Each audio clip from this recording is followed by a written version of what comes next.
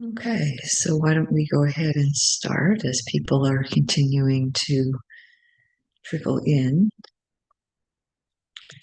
And while people were arriving, I commented on how long it's been. Somebody wrote it's been since April 2020. So that's right around the beginning of the pandemic. I think it's nice now and then to reflect on the value of connecting with other people in our practice and the support that we gain from meditating together in a group, even if we're not physically in the same room. I think for some that's been a real discovery. Maybe some weren't surprised by that. The Dharma doesn't really have a place and a time, but nonetheless, it does matter. So, carrying that with us, let's begin our meditation together. Closing the eyes if that's comfortable for you, and finding a posture for sitting, or you could be lying down or standing. Maybe taking a long, slow, deep breath. And on the out breath, just softening in a bit to the position that you're in, whatever posture your body feels is good for you today for this sit.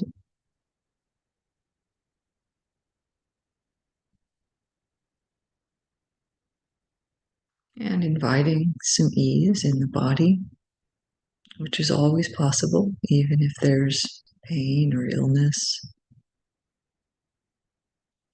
We can invite just a sense of being at home.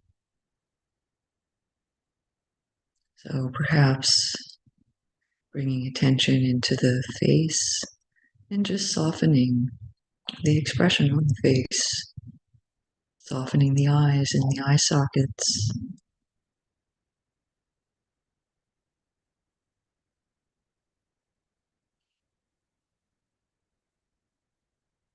sensing into the head area and just inviting some calming, some easing, any thinking that might be going on.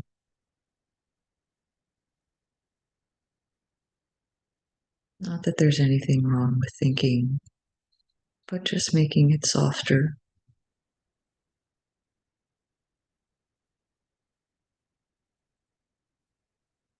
Down through the jaw and the neck,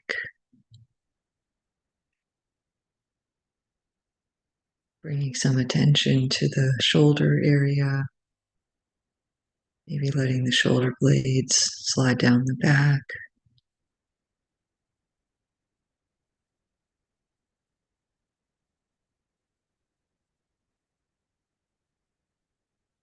Releasing the arms.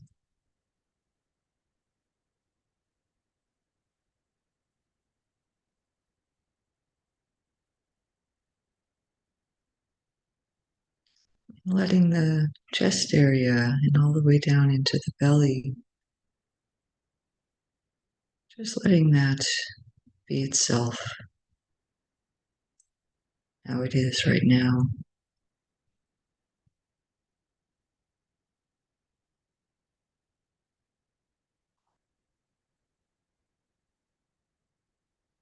Softening the low back area.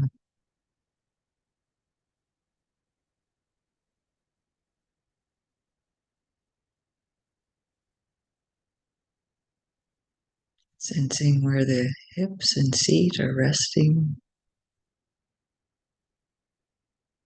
If you're in the sitting posture. And then down through the legs, softening any bracing that might be there.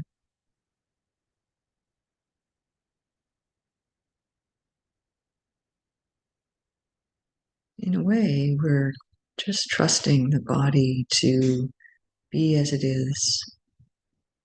And by touching it with the attention, we let it know that we're here.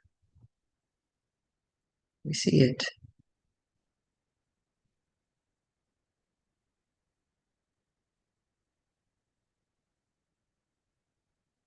And that begins to bring into the mind the simple awareness that we call mindfulness.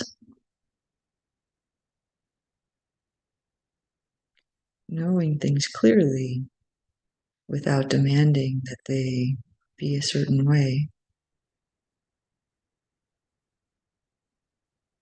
Knowing them as they are.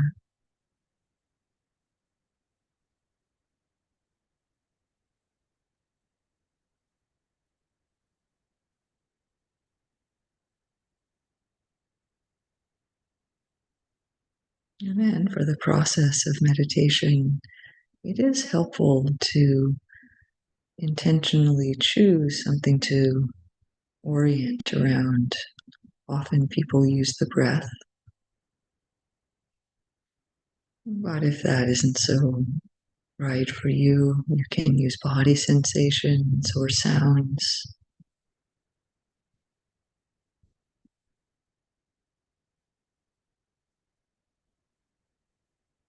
These are present moment objects.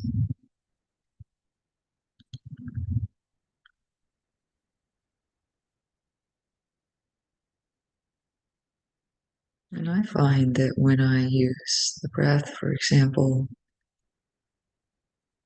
it's kind of just a touchstone, and I can still sense the flow of thoughts, emotions. I do still hear sounds, but I'm breathing along with all of those things.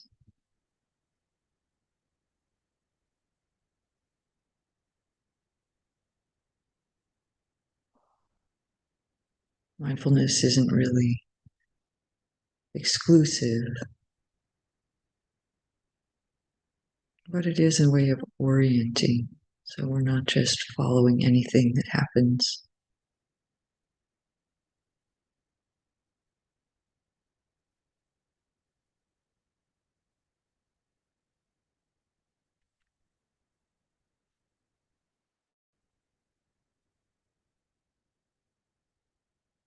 So the invitation in this sit is to have a simple intention of being simple. Is that when the mind gets complicated, gets lost in its thoughts or fantasies, memories, and we notice that, we simply return. And the support for that, also an invitation, is to bring in a brief acknowledgement that we are all doing this together. There are actually hundreds of people around the globe doing this sit. And so, without adding any complexity, just remembering that we're doing this together and see how that goes with simple mindfulness.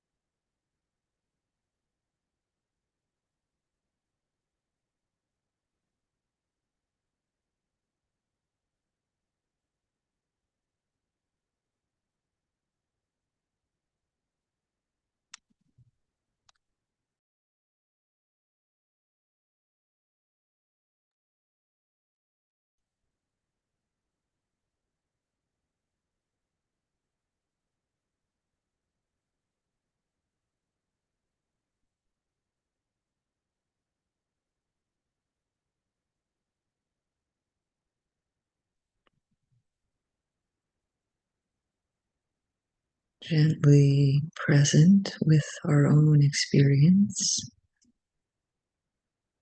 and yet a small part of awareness attuned to being part of this larger group. How does that feel as we continue to stay with the flow of our own experience?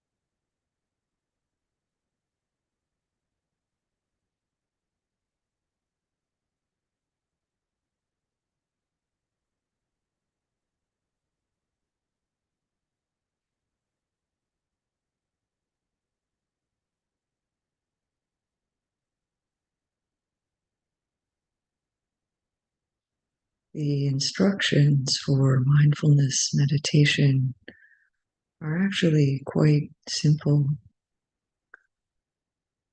and they've worked for countless people over millennia.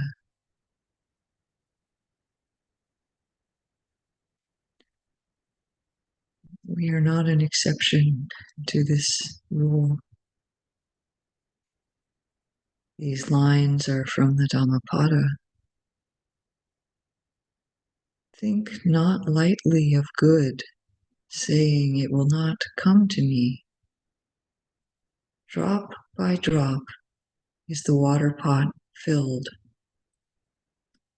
Likewise, the wise one, gathering it little by little, fills oneself with good. Breath by breath, moment by moment.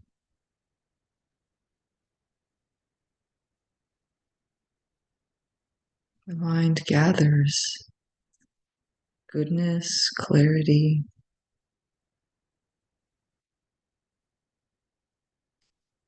strength from doing this practice that so many have done and so many are doing together right now.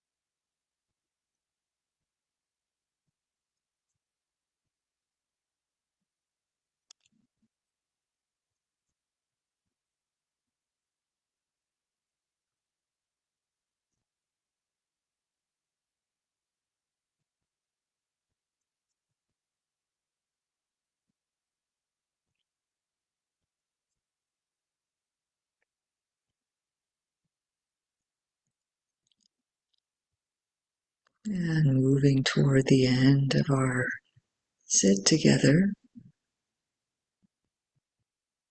we can begin to bring the mind toward thinking about our life out in the world. And really, there, it's the same mind. We can continue with the simple trust in mindfulness and wholesomeness. This kind of trust is not about blindly following instructions or rules or creating algorithms. That might not be so wise. But we know that we can trust in the Eightfold Path because we've seen for ourselves that it's beneficial. To whatever degree you've practiced, and everyone here has now practiced at least 30 minutes of mindfulness, we can see that there's something beneficial there. That's the basis for trusting in mindfulness and wholesomeness. So that means doing actions like wise speech, living in mindfully, having intentions of harmlessness and appropriate kinds of letting go as a way of being in the world.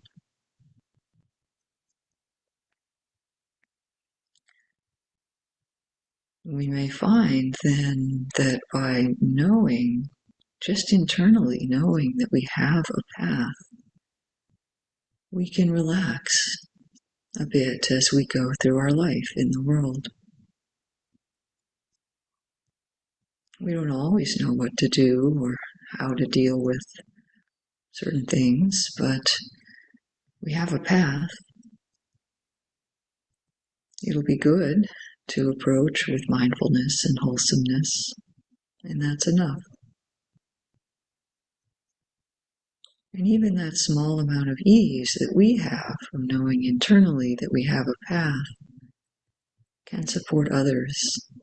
They can feel our own ease, and that helps them too.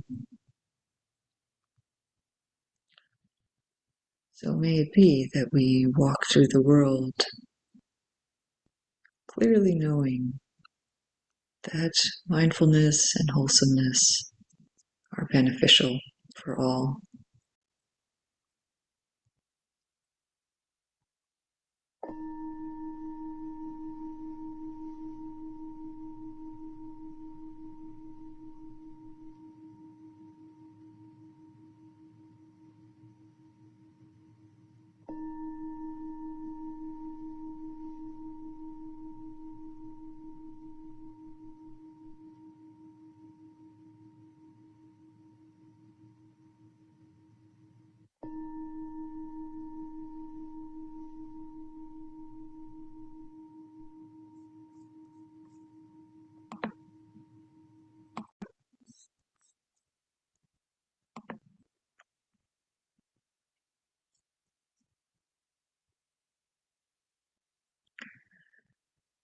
So this week we are using animal similes to discuss the journey that the mind takes from not being wise to being wiser or even free.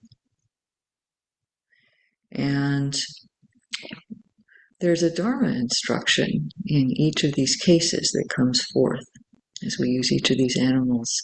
So with the quail, it was about getting to safety.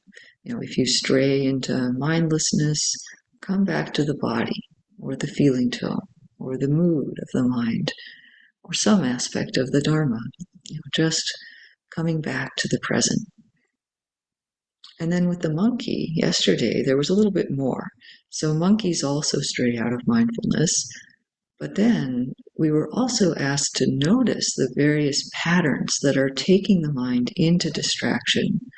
So monkey mind, as it's called, is to be investigated, to understand how it is that we get caught up.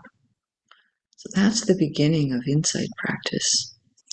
And then once the mind is protected by mindfulness and has a sense of how to investigate its own activity, we could say that we're engaged in what this tradition calls crossing the flood. It means that we're learning to navigate this mind and body while living our life here with other people. And the flood is kind of a word for distractions like greed, hatred, and delusion, and other challenges that come into the mind, wanting to have certain identities, wanting to grasp onto things. Those are all the floods that can overwhelm us. But once we have the tools, we can begin to cross over that toward having some freedom from these forces in our mind. And sometimes freedom is called the other shore, as if we're going to that place, although it's not really a place, it's right here. But today, for our animal, we are moving on to the cow. Now, there are a lot of cows in the suttas. It was an agricultural society at the time of the Buddha, so everybody knew about cows. If you said cow, everybody had an image of what that was. It may be less obvious for us, but I think you'll get the point. There's a wide range of cow analogies, but the majority are in the realm that we're going to talk about today. So cows are herd animals, and they tend to follow a leader. And this is actually an important aspect of our path. There's a sutta about cows crossing a river under the guidance of a cowherd.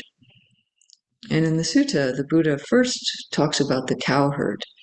So in one case, there's an unwise cowherd who doesn't look carefully to understand the near shore and the far shore.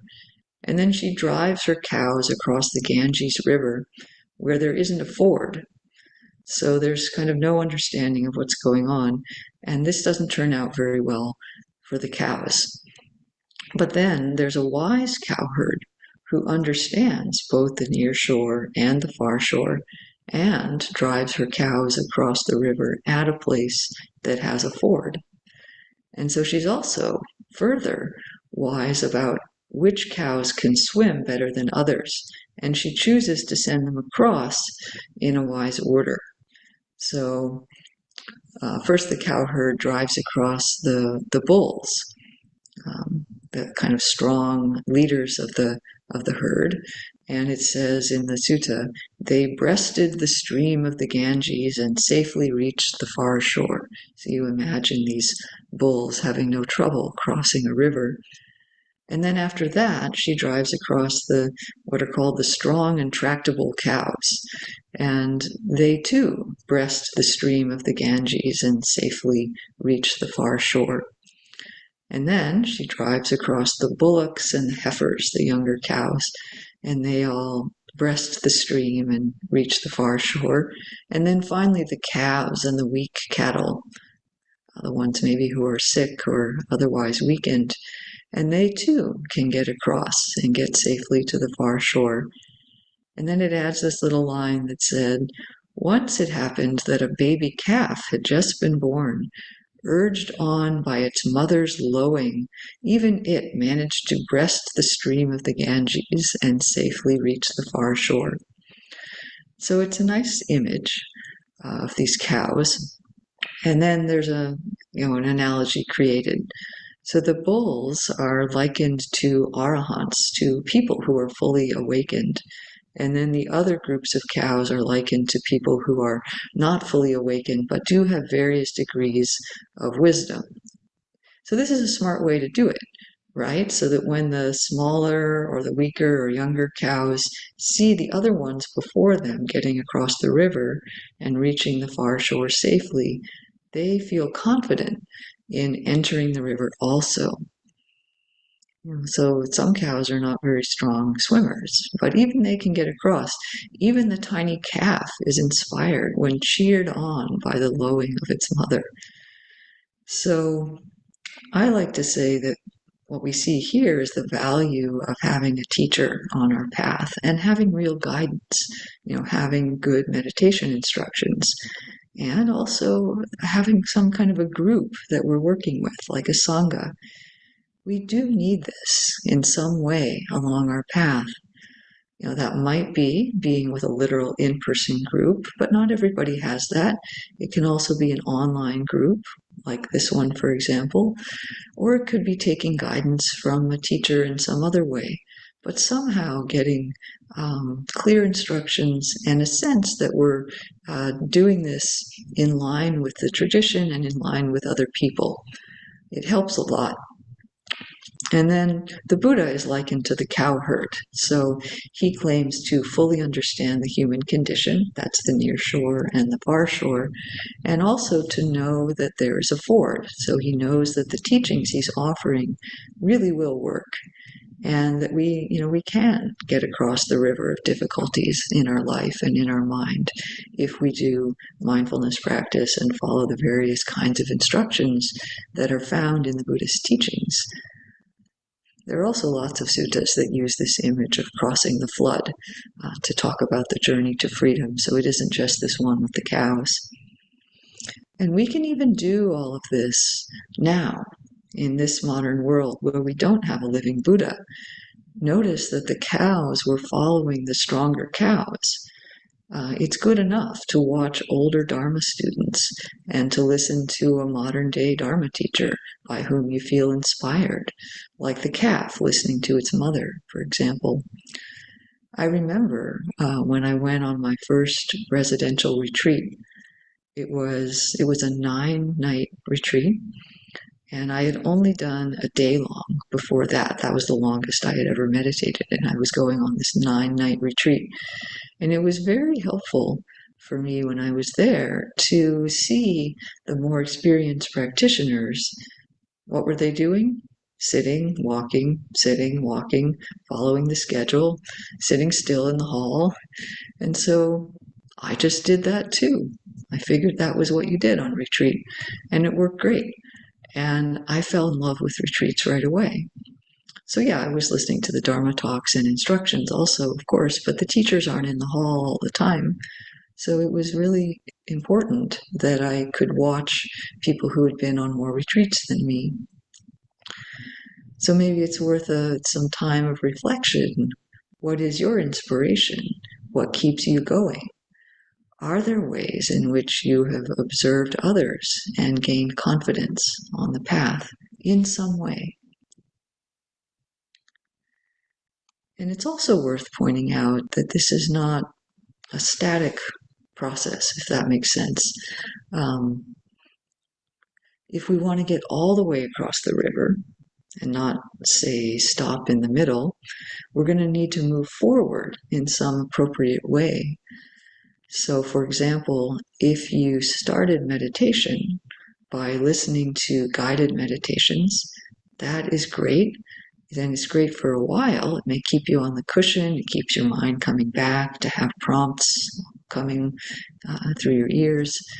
But at some point, it's also important to learn how to guide yourself in meditation and not have to listen to a guided meditation. Or if you like listening to Dharma talks, that's great. I listen to Dharma talks from time to time. But also, you may want to try some study to directly learn the teachings. This has effects at levels that we can't even see, to study the suttas or to learn the structure of the Dharma. If you have a regular sitting practice, or you find time to sit every day, that's really great. That's not easy for everyone to do. But then, how about trying a day long? Set aside a whole day where all you do is sit and walk and listen to the Dharma. And probably eventually, most of us will benefit from some kind of extended retreat time if we're able to manage that, get the conditions in our life. That can take longer to arrange. But keep going across the river, keep looking to those who are farther along, and at the same time, keep listening to that within you that wants to cross the flood. Sometimes, and maybe eventually more and more of the time, the guidance that we take, the cow herd and even the other cows, seem to come from inside as well as outside. This is, again, a way of talking about our ongoing insight journey. So in the cow, I see an element of humility. We do need help crossing. That's not about self-deprecation or making ourselves small. That's different from real humility, in a sense.